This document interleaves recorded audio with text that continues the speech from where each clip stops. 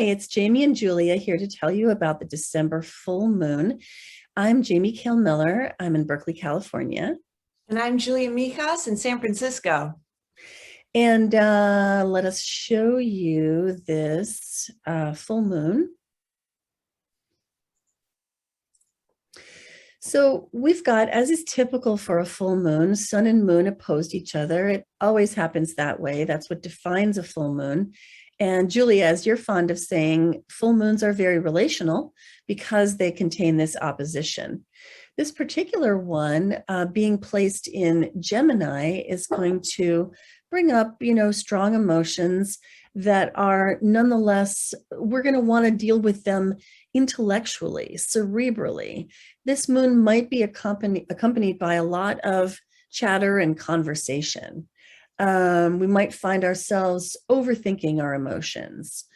There's a lovely trine to Jupiter. The sun is in Sagittarius, as it always is at this time of year and this season. So this is a moon that has a lot to do with communications, both big and small.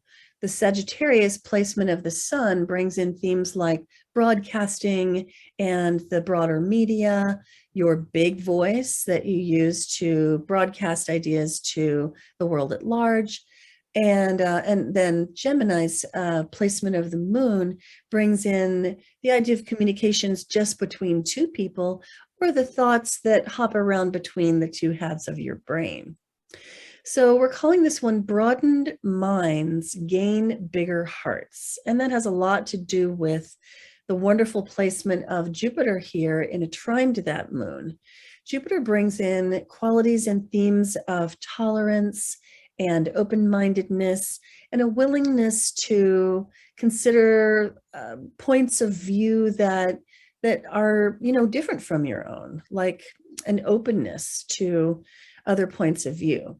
And that harmonious Jupiter trining the moon, it's kind of like tolerance leads to emotional security, which leads to a more open mind, which results in a more open heart and greater safety too.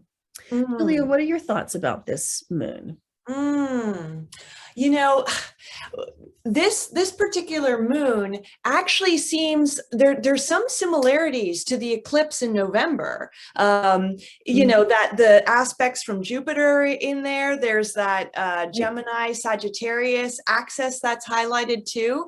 It's kind of like a little bit of a resolution from the previous eclipse. It's a little bit more gentle and it brings those themes in.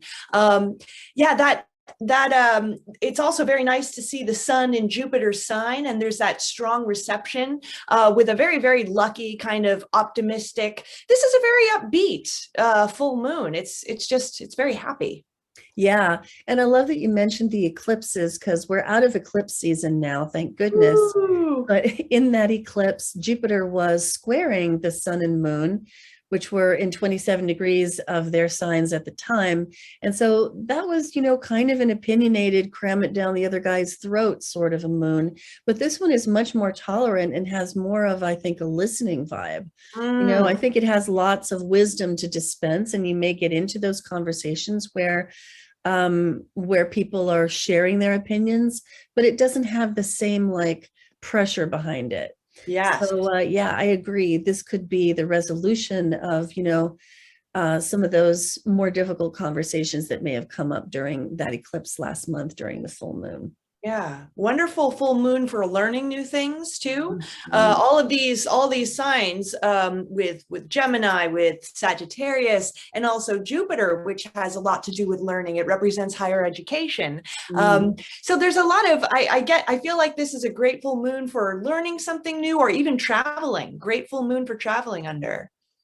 Yeah, and if this happens to be your birthday, then you've got this full moon in your birthday chart to last you all year, which means it could be a year of that kind of learning and expanding yourself. It could be pretty nifty. All right, well, that's what we have for you today. Hope you enjoyed it. You can find this video in our December 2021 news playlist, also on our monthly forecast page on our website, pandoraastrology.com. And until next time, we'll see you around the cosmos. Bye-bye.